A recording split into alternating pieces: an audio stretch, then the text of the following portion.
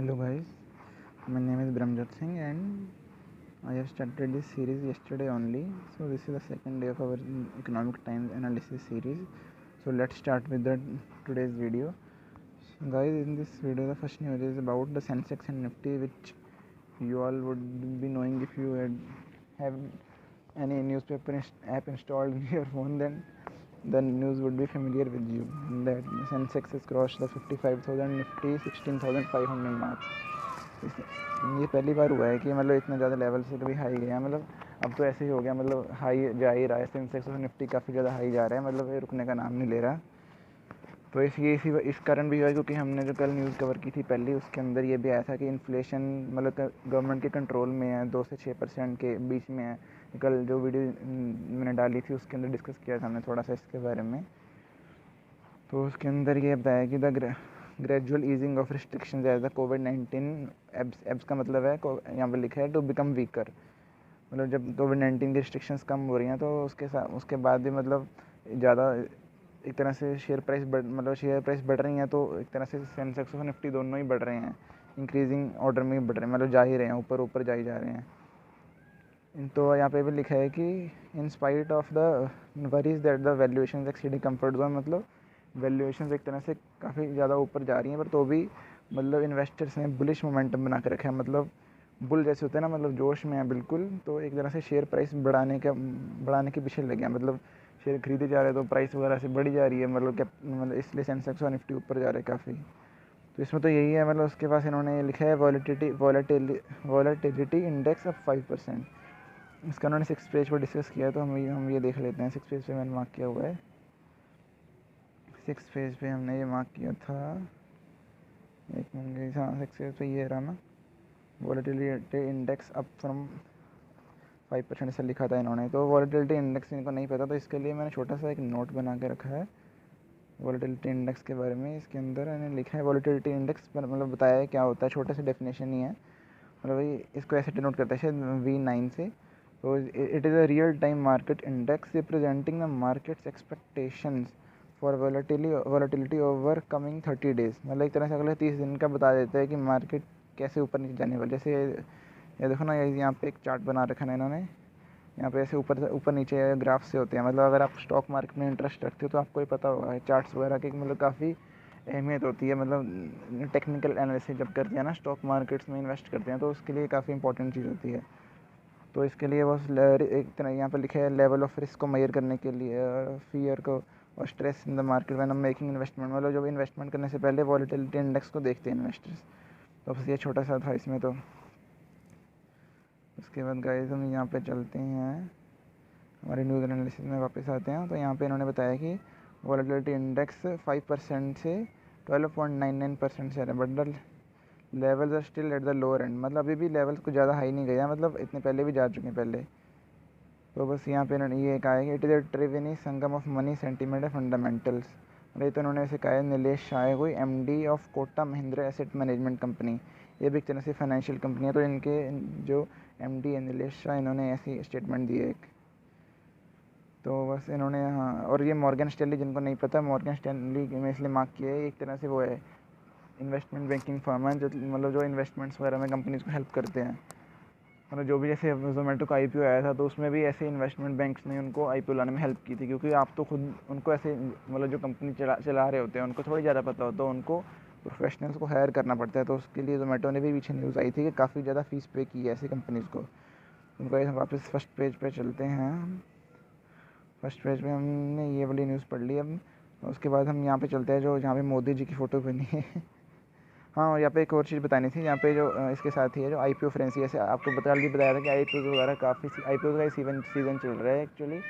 तो इसके बारे में डिटेल में भी इन्होंने 6 पेज पे बताया, वो हम बाद में पढ़ते हैं। पहले इसमें समरी सी पढ़ लेते हैं कि अभी IPO के जैसे और ज़्यादा IPO आ रहे हैं। तो 9 और कंपनियों ने DRHP फाइल की हैं। DRHP इनको नहीं पता, ये है एक तरह का प्रोस्पेक्टस होता है, ड्राफ्ट रेड हियरिंग प्रोस्पेक्टस।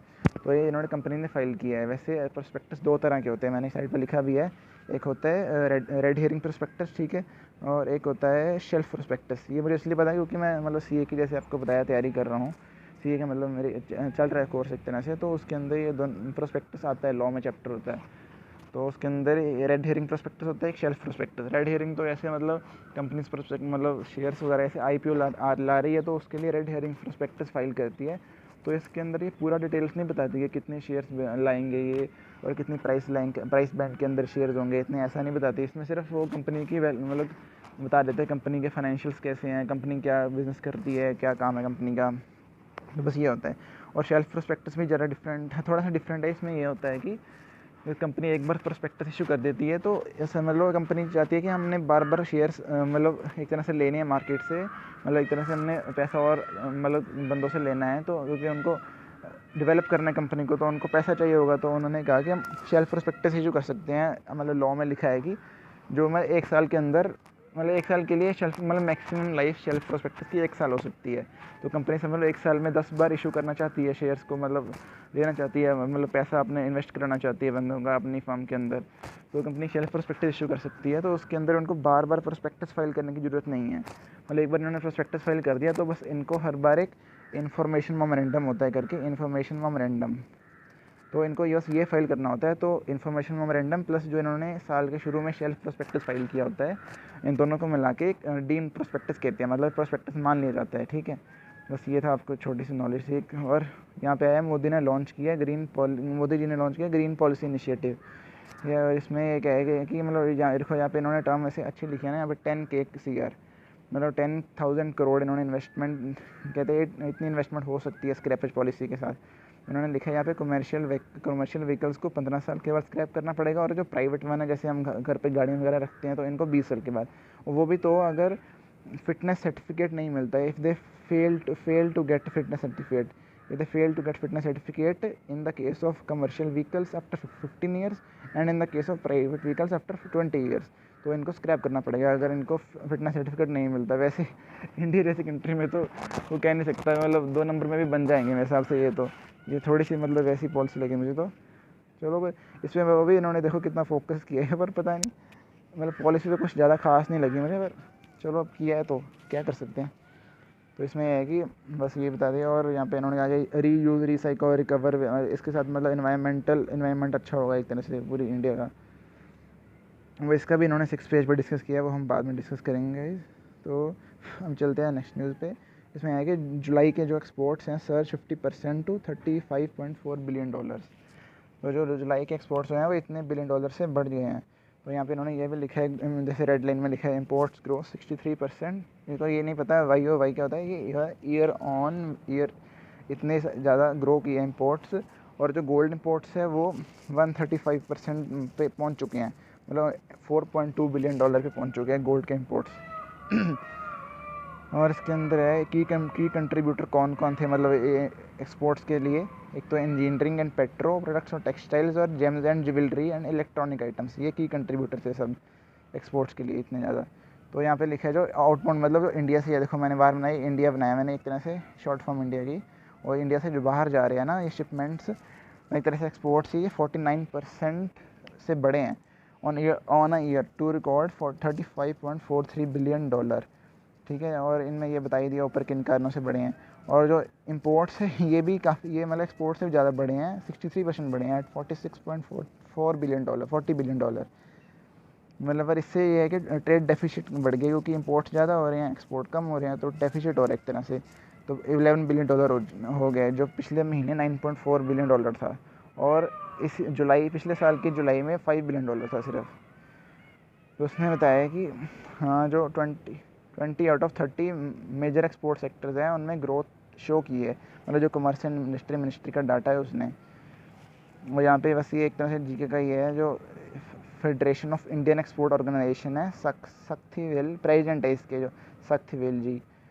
तो उन्होंने बताया कि मतलब said sustain growth in exports of 50% and 35% of financial 20 demonstrated the strength and resilience of the export sector. उन्होंने एक तरह से मतलब अच्छा बताया कि एक्सपोर्ट अच्छे हो रहे हैं बड़े बड़े। और ये भाई मैंने मार्क किया अदिति नायर जी का, इनका जो इसलिए मार्क किया क्योंकि कल भी इनके बारे में एक न्यूज़ आई थी जो इकरा का हमने डिस्कस किया था, तो उसके बारे में जिन्होंने नई वीडियो देखी वो देख सकते हैं कल वाली वीडियो भी।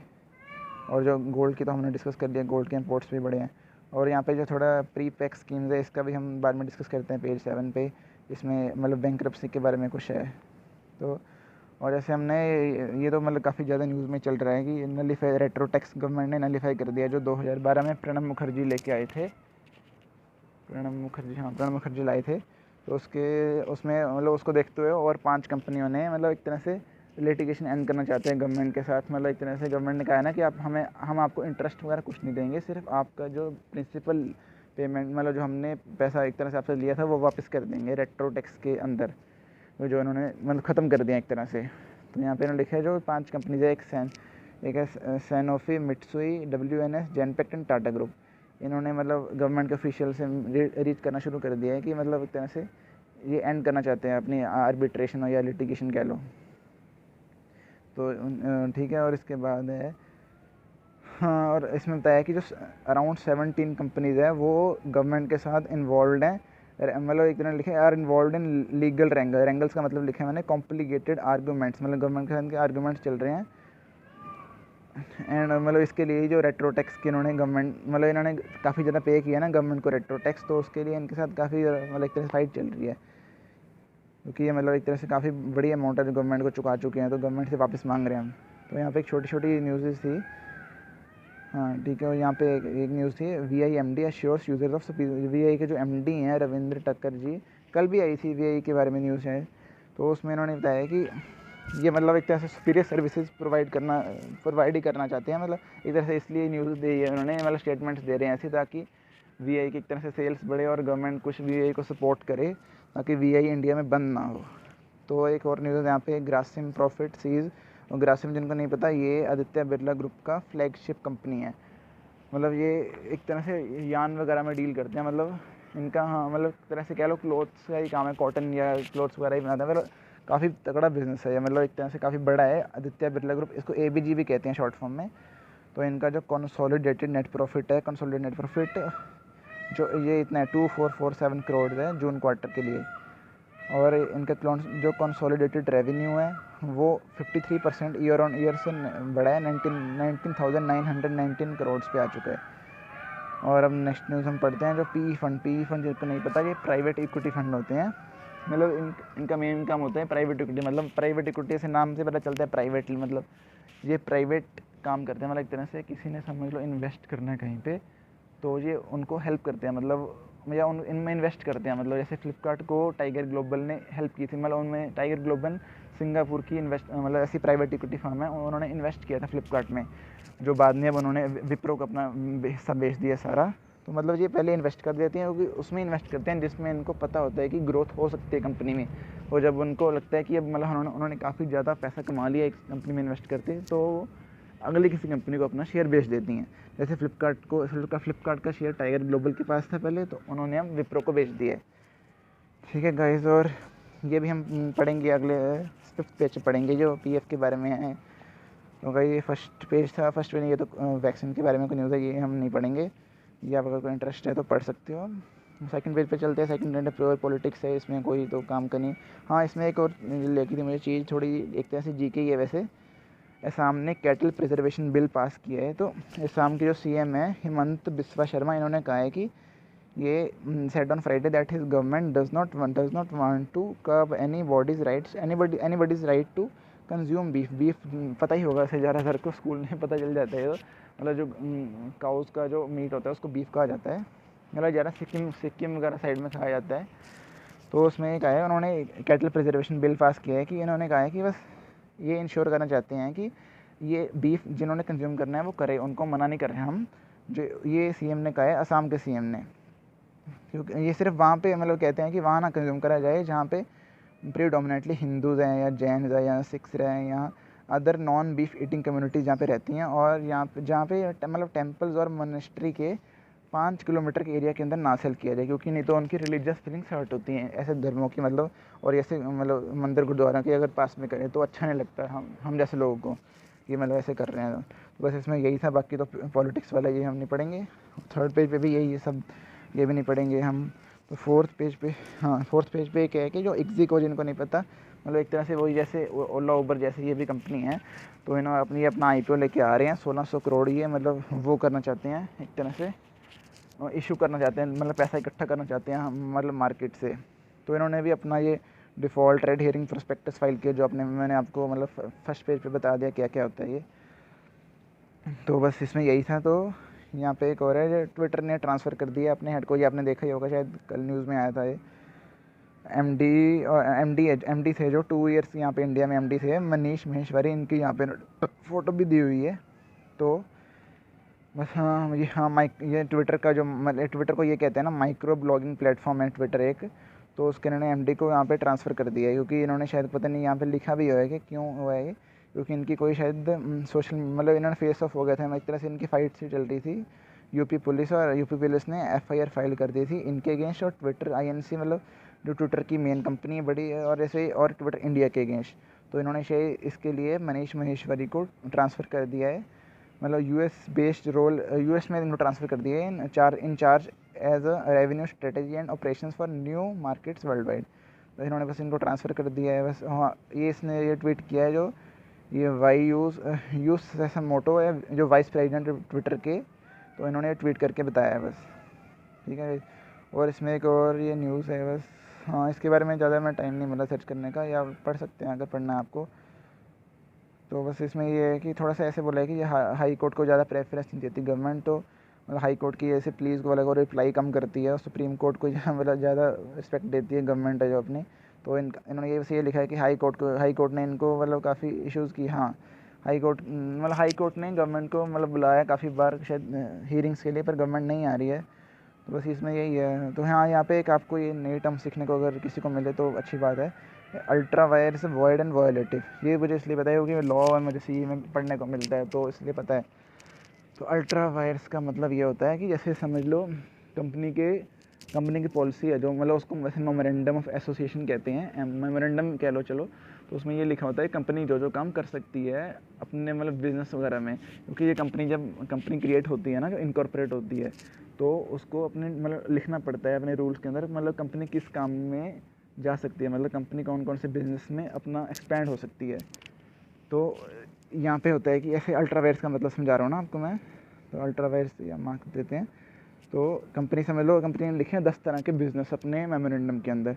तो अगर कंपनी मतलब कोई नए बिज़नेस के अंदर जाती है, मतलब अपने जैसे समझ लो कंपनी को 10 साल हो गए बने हुए हैं, पर कंपनी ने जो 10 बिज़नेस लिखे हुए थे अपने मेमोरेंडम में, कंपनी उसके बाहर कोई और बिज़नेस करना चाहती है, तो कंपनी और उस बिज़नेस में कोई जाती है, तो वो बिज़नेस एक तरह से अल्ट्रा वायरस कहलाया जाएगा। अल्ट्रा वायरस का मतलब है जो एक तरह से जो लिखा उसके उल्ट किया जाए, तो वो चीज़ अल्ट्रा वायरस हो जाती है। तो वो जैसे कंपनी को समझ लो किसी और बिज़नेस में जाती है वो 10 लिखे हुए बिज़नेस के अलावा, तो वो कहा जाएगा company is doing this business ultra vires the memorandum of association, ठीक है गाइस। तो ये बेसिक समझनी था। तो किसी को डिटेल में समझना है तो कमेंट्स में लिख देना, मतलब कोशिश करेंगे बताने की। और वॉइड का मतलब होता है जो मतलब जो अगेंस्ट हो रूल के, जैसे रूल के अगेंस्ट किसी ने कुछ कर दिया तो उसको कहा जाएगा this act is void of the law. तो वॉयलेटिव तो पता ही होगा आपको, जो एक्ट अगेंस्ट होता है, ये भी वही चीज़ है। बस यहाँ पे तो एड्स वाला सेक्शन है। और यहाँ पे जो आपको बताया ऊपर भी आई थी इनकी छोटी सी न्यूज़। हाँ पीएफ मतलब एयर इंडिया के जो एम्प्लॉयज़ है, मतलब एक तरह से एयर इंडिया को काफ़ी, जैसे पता ही है आपको सरकार की कंपनी है तो इनको काफ़ी लॉस चल रहे हैं। तो इनका जो पीएफ लॉसेज है टू पेड स्टाफ, मतलब ये ईपीएफओ रेट्स होता है, ईपीएफओ रेट्स होते हैं employee provident fund organisation rates, इससे भी मतलब लो पे कर रहे हैं ये अपने एम्प्लॉयज़ को। तो यहाँ पे लिखा है air India employees PF is currently being managed through trust. मतलब ये ऐसा है क्योंकि जो एयर इंडिया का प्रोविडेंट फंड है ये कोई ट्रस्ट मैनेज करता है। यहाँ पे मैंने छोटा सा चार्ट भी बनाया है कि ये देखो, जो एयर इंडिया का प्रोविडेंट फंड है ये कोई ट्रस्ट को इन्होंने मैनेज करने के लिए दिया हुआ है, और जो ट्रस्ट है वो मतलब इनका इतना बेकार लग कह लो। तो एक डीएचएफएल कंपनी है, उसका शेयर्स का मतलब इसकी पोजीशन काफ़ी डाउन चल रही है। तो ट्रस्ट भी आपको पता है कैसे पैसा चलाते होंगे, ट्रस्ट भी आगे फिर जैसे म्यूचुअल फंड जैसे एक तरह से काम है, ट्रस्ट वगैरह भी किसी कंपनी में इन्वेस्ट करते हैं और उससे रिटर्न आती है तो वो फिर वापस पे करते हैं जिस कंपनी ने ट्रस्ट के अंदर इन्वेस्ट किया होता है। तो ट्रस्ट ने भी डीएचएफएल के अंदर इन्वेस्ट किया हुआ है। तो पर डीएचएफएल का तो मतलब काफ़ी माड़ा हाल चल रहा है, गंदा हाल चल रहा है। तो एयर इंडिया ट्राई कर रही है, मतलब जो इन्होंने trust to shift PF money from trust to EPFO before से, मतलब ये ट्राई भी कर रही है अपने आप को सेल करने की, कोई इनको आके खरीद ले एयर इंडिया को, क्योंकि एयर इंडिया तो ऐसे खुद चल नहीं पा रही, गवर्नमेंट भी कुछ ज़्यादा होप नहीं दिखा रही। हाँ डीएचएफएल ये है दीवान हाउसिंग फाइनेंस लिमिटेड का कंपनी है। तो ट्रस्ट हैव इन्वेस्टेड, हाँ बस यही आपको बता दिया बस। हाँ क्योंकि इनको लिक्विडिटी क्राइसिस भी चल रहा है इनका सितंबर 2018 से लेकर, एंड गवर्नमेंट का प्लान चल रहा है कि government to sell 100% stake in Air India before the end of current fiscal, मतलब करंट ईयर ख़त्म होने के पहले पहले गवर्नमेंट के प्लान है कि वो इसको बेच दे, मतलब एयर इंडिया को किसी भी और प्राइवेट कंपनी को, मतलब एक तरह से बेच दे, मतलब जो इसको आगे और वाइडन कर पाए। और यहाँ पे बेसिक सी न्यूज़ है, SpiceJet loss widens to 729 crore. बस स्पाइस जेट भी एक तरह से काफ़ी लॉस, थोड़ी सी लॉस में तो चल ही रही है ना, मतलब बाकी ये तो आगे ये नहीं हम ज़्यादा पढ़ेंगे। उसके बाद हम, हाँ अगर आपको इंटरेस्ट है तो आप थोड़ा सा बहुत ऐसी न्यूज़ पढ़ सकते हो, थोड़ा एक तरह से जीके बढ़ जाएगी। जैसे इन्होंने अपने नेट प्रॉफिट पोस्ट किए हैं तो आप पढ़ सकते हो अगर आपको मानना तो बाकी ये तो यहाँ पे इन्होंने स्टॉक इंडिसेस के बारे में बताया है, कौन कौन से स्टॉक मतलब कहाँ पे कौन सा राइज़ किया है, कौन सा नीचे गया है, और बस यहाँ पे तो। और उसके बाद हाँ ये पढ़ लेते हैं हम ना, ये हाँ ऊपर भी आई थी ना न्यूज़, ये 9 कंपनी ने मतलब वो जो किया है रेड हेयरिंग, मतलब डीम नहीं sorry red hearing prospectus file किया 9 कंपनीज ने, डीम नहीं है यहाँ पे, draft red hearing prospectus 9 company ने फाइल किया है, ये ऊपर बताया है आपको। हाँ और लास्ट वीक भी ये नेका, ये 4 कंपनी ने फाइल किया, नेका, अदानी वाली जो कंपनी है, PB fintech and popular vehicles, इन्होंने लास्ट वीक फाइल किया अपनी DRHP सेबी के पास। और नेका, अगर नेका भी आपको नहीं पता तो नेका एक वो है पूरी वुमेन्स की कंपनी है, मतलब फीमेल्स की कंपनी है ये, मतलब एक तरह से शायद फैशन की कंपनी है, आप रिसर्च कर सकते हो अगर आपको अच्छा है इसकी तो, मतलब एक तरह से। हाँ इन्होंने भी अपने फाइल किए हैं IPOs तो बस। इसके बाद हाँ ये आप इन्होंने एक तरह से बताया कि 2021 के अंदर अभी तक 44 कंपनीज अपने DRHP फाइल कर चुकी हैं सेबी के पास, और इनमें से 36 ने तो अपने IPOs लॉन्च भी कर चुके हैं। बाकी इन्होंने आगे बताया कि इन्होंने क्या किया है, बस बेसिक्स आपको बता दिया है, आपको इंटरेस्ट हो रहा है तो आप पढ़ सकते हो। और एक सफ़ायर फूड है, ये KFC की फ्रेंचाइजी ऑपरेटर है कोई, उन्होंने भी फाइल किया IPO, और पिज़्ज़ा हट ने भी अपना IPO फाइल कर दिया है इस वीक के लिए। तो इसके अंदर बस यही बताया उन्होंने मेन। हाँ और इन्होंने बताया कि 8 companies have already raised 18,243 crore in August, and it is the highest IPO fund raising since November 2017। ठीक है, तो इसके बाद है जो, हाँ इसके बाद इन्होंने यहाँ बताया IFC downgrade over delay in repayment bonds worry investors, मतलब इन्होंने इनकी डाउनग्रेड मतलब लिखा है जो IFC कंपनी है इसके डाउनग्रेड कर दिया इकरा ने इनकी रेटिंग कर दी है। ये देखो मैंने लिखा भी है छोटा सा, BBB से BB रेटिंग कर दिया। आपको नहीं पता रेटिंग क्या मतलब क्या कैसे होती है, क्या सीन होता है रेटिंग का, तो आपको बता देता हूँ। रेटिंग है इकरा की रेटिंग है ना जो लॉन्ग टर्म वालों के लिए, वो ऐसे चलती है, पहले AAA होती है मतलब बहुत अच्छे फंड्स हैं, और AA होती है जो एक तरह से कम अच्छे हैं, और A वाले तो उनसे भी कम अच्छे, और जो BBB आ गई है तो मतलब थोड़े ठीक ठाक है, रिस्की इन्वेस्टमेंट तो थोड़ी इनमें। BB वाले तो और भी कम है, और B वाले तो मतलब कम ही है, और COD तो एक तरह से मतलब ना ही करे इन्वेस्ट तो सही है। तो इसमें ये बताया है कि इनकी BBB से BB हो गए, तो इन्वेस्टर्स को मतलब यहाँ पे वरी कर रहे हैं इन्वेस्टर्स, क्योंकि इन्होंने IFCI है जो कंपनी, इन्होंने IFCI लिमिटेड इन्होंने कोई पेमेंट में डिले कर दिया है, क्योंकि इन्होंने इमीडिएट कैश शॉर्टेज आ गई है, तो इन्होंने पेमेंट डिले कर दिया, तो इसके कारण इकरा ने इनकी रेटिंग कम कर दी है। तो ये ऐसे एक पहले अकेली कंपनी नहीं है, इसके पहले एयर इंडिया के भी इकरा ने की है ऐसे, और HMTV की भी की हुई है। तो बस इसके अंदर यही है, अगर आपको पढ़ना है तो पूरा पढ़ सकते हो बस। उसके बाद ये है, हाँ जो माइंडस्पेस बिज पार्क REIT कंपनी है, कोई REIT का नहीं पता तो ये होती है real estate investment trust company, मतलब इन्होंने अपना नेट ऑपरेटिंग इनकम पोस्ट की है 360 करोड़ की, इनकी मतलब नेट ऑपरेटिंग इनकम है। अगर आपको जानना है नेट ऑपरेटिंग इनकम क्या होती है तो बता सकते हो, कमेंट्स में आपको बता देंगे। और जो आदि गोदरेज है टू GIL मतलब गोदरेज इंडस्ट्रीज लिमिटेड के मतलब यहाँ से पोजीशन से मतलब नीचे उतर रहे हैं, और उन्होंने अपने छोटे भाई को ये पोजीशन सामने का मौका दे दिया है। आदि गोदरेज ने नादिर गोदरेज को ये मौका दिया है, और आदि गोदरेज की ये वैसे 79 ईयर ओल्ड के हैं, तो अभी ये continue serve as chairman of Godrej group and chairman emeritus of GIL set the statement, मतलब इन्होंने कहा है। तो बस इन्होंने कहा बस इसमें तो यही है। और ये बताया कि 50 लाख पैसेंजर्स ने जुलाई में ट्रैवल किया है बस थ्रू एयर। एंड इसके बाद बताया है कि जो government raises cap on domestic air fares, मतलब गवर्नमेंट एक तरह से एयर फेयर्स बढ़ा दिए हैं। तो पहले जो 40 मिनट्स के ड्यूरेशन के फ़्लाइट थे वो 2600 थे, मतलब मिनिमम एयर फेयर जो रख सकती थी कंपनीज, उसको 2900 कर दिया है। और जो हायर लिमिट थी 40 मिनट की फ़्लाइट के लिए वो पहले 7800 थी, अब 8800 फिक्स कर दिया गवर्नमेंट ने। मतलब इतना मैक्सिमम चार्ज कर सकते हैं, इतना मैक्सिमम चार्ज कर सकते, मतलब इतना मिनिमम चार्ज कर सकते हैं और इतना मैक्सिमम चार्ज कर सकती है कंपनी 40 मिनट्स की फ़्लाइट के लिए। ठीक है गाइस, जरा से मतलब नॉलेज कह लो, नॉलेज के लिए बस, ये करंट अफेयर कह लो थोड़े से। और forex reserve touch life time high. Forex reserve है जो मतलब 889 मिलियन डॉलर से इंक्रीज़ हुए हैं, तो लाइफ टाइम हाई पे पहुंच चुके हैं इस टाइम ये 621.46 बिलियन। मतलब इन द वीक एंडेड अगस्त 6 को ये इतना मतलब रिजर्व फॉरेक्स रिजर्व पहुँच। फॉरेक्स मतलब foreign exchange reserve of India कह लो, चलो हाँ। और बस ये तो है। उसके बाद ये ग्रासिम का ग्रासिम तो बता ही दिया आपको। इनका कंसोलिडेटेड जो नेट प्रॉफिट है वो 4 फोल्ड हो गया है इन Q1। उसमें हाँ, इसमें अगर आपको एक टर्म सीखनी है तो ये होती है एक टर्म EBITDA, EBITDA मतलब कह सकते हैं earning before interest taxes depreciation and amortisation. मतलब ये इतनी इंक्रीज़ हुई है इनकी, बस आपको आगे पढ़ सकते हो अगर इंटरेस्ट हो रहा है। और यहाँ पे है Ashok Leyland bets on quick bounce back in H2 का मतलब होता है सेकंड हाफ मतलब जैसे अक्टूबर टू मार्च, या मैंने लिखा भी है अक्टूबर टू मार्च, जैसे अप्रैल मई जून जुलाई का सितंबर फर्स्ट हाफ हो गया और अक्टूबर से मार्च सेकंड हाफ हो गया। ठीक है गाइस। और ये चेन्नई बेस्ड ट्रक मेकर है अशोक लेलैंड। इन्होंने मतलब कहा है, इनको काफ़ी कॉन्फिडेंस है। इनका जो CFO है गोपाल महादेवन, इन्होंने कहा है कि हमें कॉन्फिडेंस है कि हम थर्ड वेव आई भी तो उसमें हम आराम से कोप अप कर लेंगे। तो यहाँ पे इन्होंने शायद स्पेलिंग मिस्टेक कर दी थी तो मैंने इसको कट कर दिया है। तो इनका सही नाम है गोपाल महादेवन ही है जो इसके CFO हैं। इन्होंने यहाँ पे गलत लिख दिया है 80 वालों ने, तो मैंने नेट पे सर्च किया था तो एक कल भी न्यूज़ में ऐसे थोड़ी सी मिस्टेक शायद। तो बस गाइस इसमें, और हाँ ये बता दिया आपको।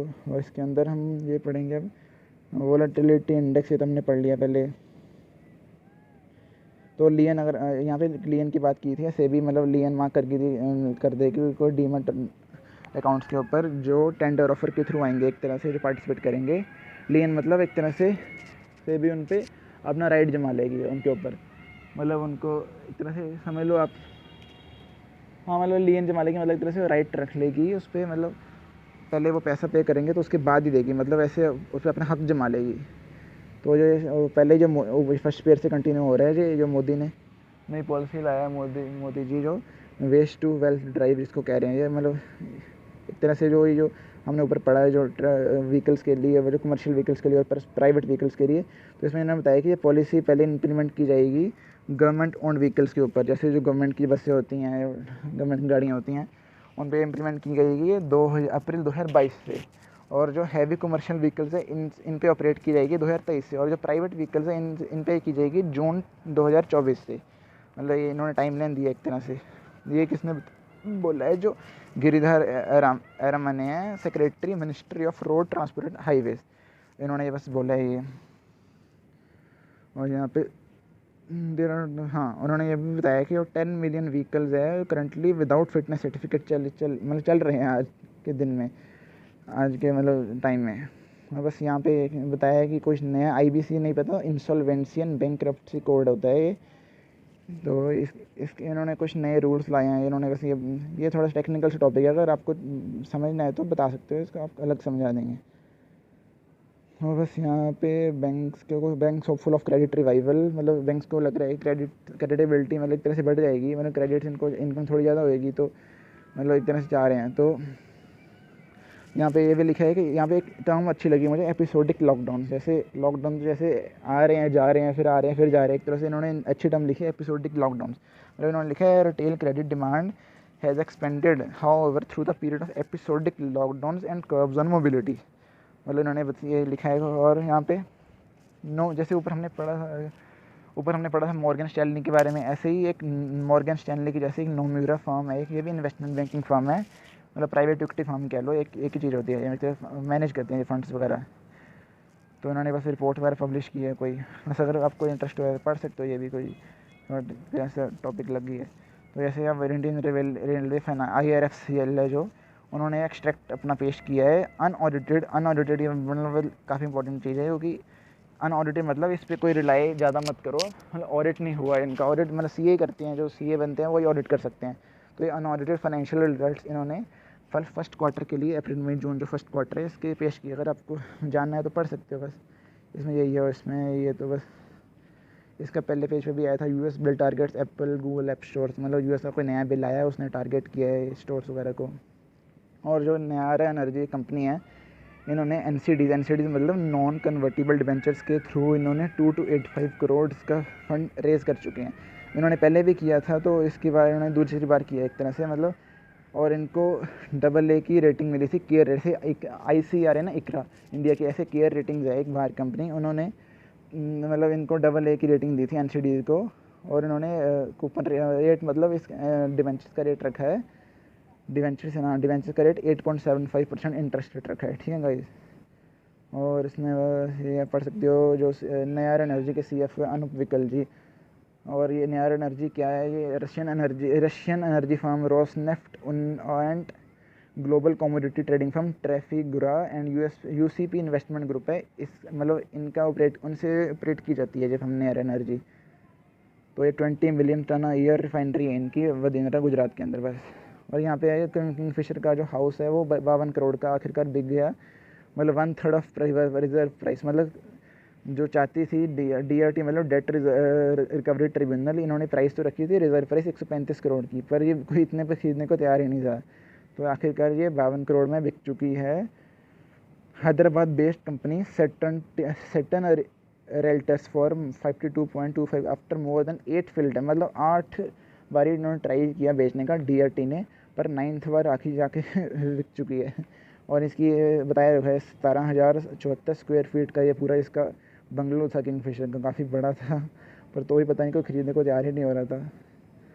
हाँ चलो। और इसके बाद है CCI ओके जोमेटो। CCI अगर आपको नहीं पता, CCI competition commission of India है। ये मतलब काफ़ी ज़्यादा वो लगाती है रिस्ट्रिक्शंस किसी कंपनी को, किसी कंपनी के अंदर शेयर बाई, मतलब स्टेक बाई करने के लिए। ऐसे ही जो 9.3% स्टेक बाई जोमेटो ने अप्रूव कर दिया, मतलब इन्होंने जोमेटो का ग्रोफर्स के अंदर, क्योंकि यहाँ पे लिखा है जोमेटो है जो investment is part, Zomato is part. हाँ, मुझे रिटर्न करना अपना, मतलब एक तरह से ग्रॉसरी डिलीवरी में वापस आना चाहते हैं, तो इन्होंने ग्रोफर्स के अंदर इन्वेस्ट की। ग्रोफर्स नहीं पता तो एक ग्रोफर्स एक मतलब उनके लिए, मतलब जैसे वेजिटेबल फ्रूट्स वगैरह डिलीवरी करते हैं ना, जो मतलब एक तरह से लिखा है ना ग्रॉसरी डिलीवरी स्पेस के अंदर वापस आना चाहते हैं, ठीक है। और यहाँ पे हाँ एक अच्छी पॉलिसी लगी मुझे, ये मतलब जुलाई 22 से लागू शायद की जाएगी, मतलब अगले साल से लागू की जाएगी जुलाई में।